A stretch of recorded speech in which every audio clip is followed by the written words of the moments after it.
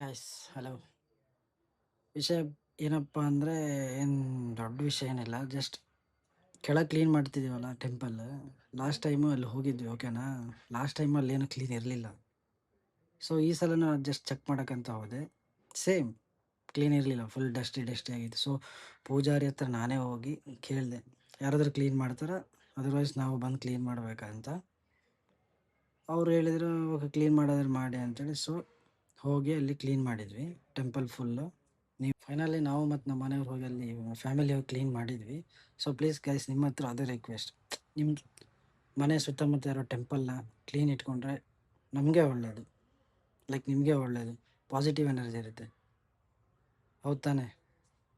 ನಾನೇನಿದ್ದೀನಿ ಯಾವುದೋ ಲೈಕ್ಸಿಗೆ, ವ್ಯೂಸಿಗೆ ಇಲ್ಲ ಕಮೆಂಟಿಗೆ ಹಾಕ್ತಿಲ್ಲ. ಯಾರಾದರೂ ಒಬ್ರು ಜಸ್ಟ್ ಇದು ನೋಡಿ ಇನ್ಸ್ಪೈರ್ ಆಗಿ ಅವ್ರ ಸುತ್ತಮುತ್ತ ಇರೋ ಟೆಂಪಲ್ನ ಕ್ಲೀನ್ ಇಟ್ಕೊಂಡ್ರೆ ಅಷ್ಟೇ ಸಾಕು. ನಿಮಗೆ ನನ್ನ ಕಂಟೆಂಟ್ ಏನಾದರೂ ಇಷ್ಟ ಆದರೆ ಸಬ್ಸ್ಕ್ರೈಬ್ ಮಾಡಿ, otherwise no problem, just skip the video. Thank you. ಇದು ನನ್ನ ಫಸ್ಟ್ ವಿಡಿಯೋ. ಕ್ಯಾಮರಾ ಈ ರೇಂಜಿಗೆ ಆನ್ ಮಾಡಿಕೊಂಡು ಮಾತಾಡ್ತಿರೋದು first time. So if in case ಏನಾದರೂ ಮಿಸ್ಟೇಕ್ ಮಾಡಿದರೆ ಹೊಟ್ಟೆಗೆ ಹಾಕೊಳ್ಳಿ.